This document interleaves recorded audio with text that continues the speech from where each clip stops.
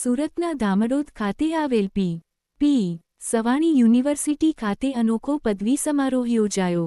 વિદ્યાર્થીઓએ વૈદિક હવન કરીને પદવી મેળવી. કાર્યક્રમમાં શિક્ષણ જગતના મહાનુભાવો હાજર રહ્યા.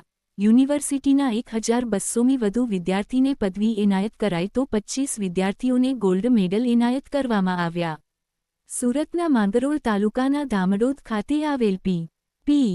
સવાણી યુનિવર્સિટી ખાતે પદવીદાન સમારોહ યોજાયો હતો. યુનિવર્સિટીનો 6થો પદવીદાન સમારોહ યોજાયો હતો.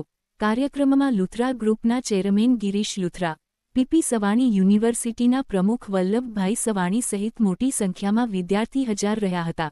યુનિવર્સિટીના વિદ્યાર્થીઓને વૈદિક મંત્રોચ્ચાર સાથે વૈદિક પ્રણાલી અનુસાર પદવી એનાયત કરવામાં આવી હતી.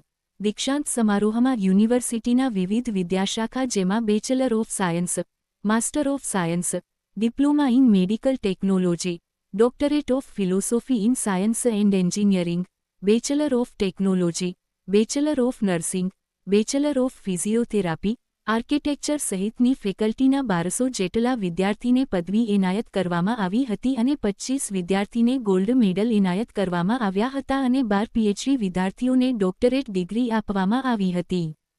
તમામ યુનિવર્સિટીઓમાં વિદ્યાર્થીઓને પદવી આપવામાં આવતી હોય છે, પરંતુ સુરતની પી. સવાણી યુનિવર્સિટીમાં અનોખી રીતે વિદ્યાર્થીઓને પદવી એનાયત કરવામાં આવે છે. પી. સવાણી યુનિવર્સિટીમાં પદવી આપ્યા પહેલા વિદ્યાર્થી પાસે હવન, યજ્ઞ કરાવવામાં આવે છે. બાદમાં વિદ્યાર્થીઓને પદવી એનાયત કરવામાં આવે છે.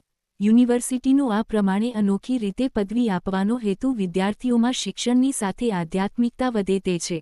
દર વર્ષે યુનિવર્સિટી દ્વારા આ જ પ્રમાણે હવન અને યજ્ઞ કરાવી વિદ્યાર્થીઓનો પદવીદાન સમારોહ યોજવામાં આવે છે. ત્યારે યુનિવર્સિટીનો 6થો પદવીદાન સમારોહ યોજાયો હતો, જેમાં અલગ અલગ ક્ષેત્રના વિદ્યાર્થીઓને પદવી એનાયત કરવામાં આવી હતી.